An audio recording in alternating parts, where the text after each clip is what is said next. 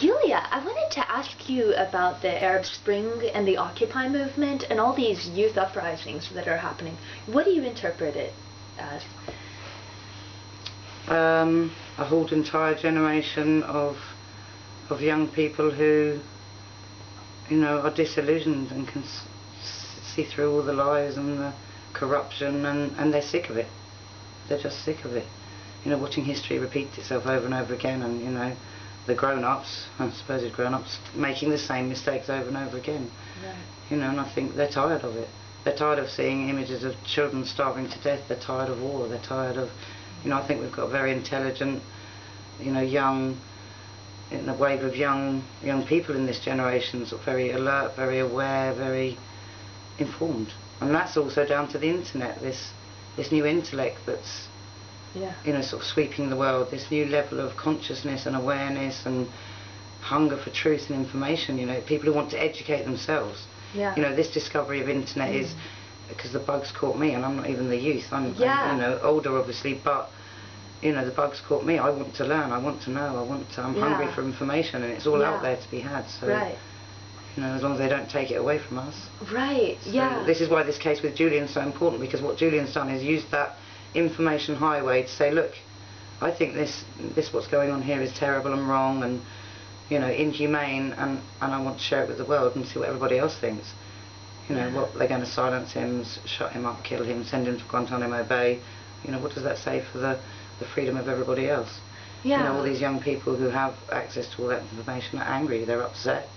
They're angry about war, they're angry about the stratification, the social stratification in their countries, where you've got the very rich and the very poor.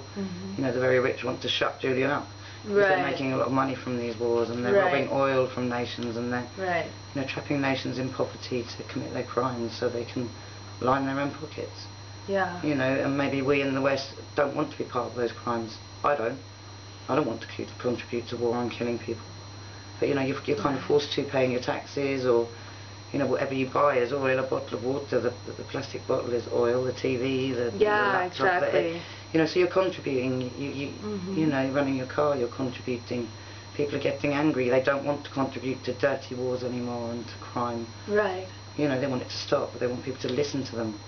People, we're supposed to be a democracy, and where's our voice? Who's listening to us? No one wants these wars.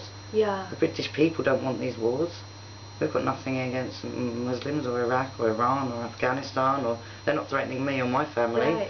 I don't want to see their children dead, or any of them dead. So I heard there are prisoners in British prisons for 5 years with no attorneys, no trial, no court-martial, nothing going on to determine why are they being held, what are they accused of, are they guilty. But it seems as though these arrests have been conducted in an Islamophobic way because of Arab origin or country of origin. And does the British public know what's going on even in England as far as injustice is going?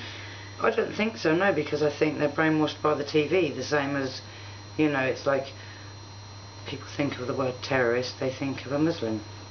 Awful. It's the same as they promote fear on TV. Hooded teenagers are all going to mug you. They're really nice kids, most of them, and I've never been mugged by a hooded teenager, and I see them all the time. They're usually really friendly. So it's a case of creating fear around what suits their agenda, which is fear Muslims and anyone brown, so that we can rob their oil and no one will care.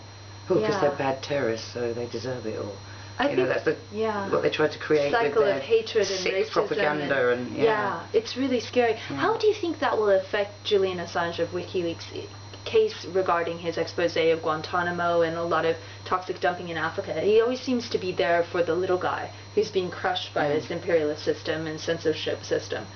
Like, how's he going to fit in, or do you think he's going to make off okay, or do you know?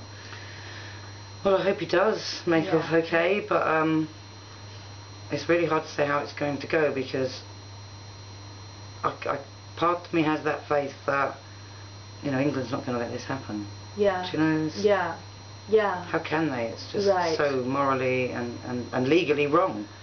you know, to do this to an innocent man who's just trying to save lives. And well, in an innocent man, I met his father. His son has been in prison for 5 years. And what I found in the debates in Parliament is that the Parliament was largely either self-deceiving or completely deceived and innocent of these things that are actually going on in England in terms of racial profiling and harassment.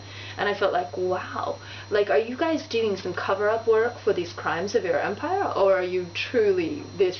I mean, I think they're truly a bunch of idiots anyway, because whatever they do to Julian, I mean, if they let him go, then he's free to obviously defend those helpless people who are being murdered all over the world, which is what I feel he does. Right, he's defending people, and if they don't let him go, then, you know, they're going to make him into a living legend for all of history. So and people like us will make sure he stays alive, so they can't win. And they don't know what to do. You know, then. they can't win. WikiLeaks is born, that's it. It's one here. of the pieces I wrote was called Win-Win for WikiLeaks, and it was about that kind of dilemma. Where WikiLeaks will be on the tongues of people's lips forever, especially mothers and women, because, you know, I feel for Julian's mother particularly.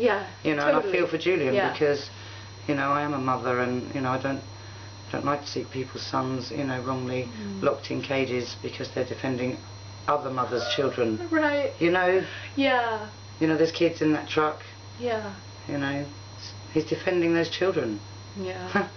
You know, who's going to defend Julian? Perhaps the mothers, the women, the sisters. Yeah, exactly. You know. Yeah. We should all come out and be there for him.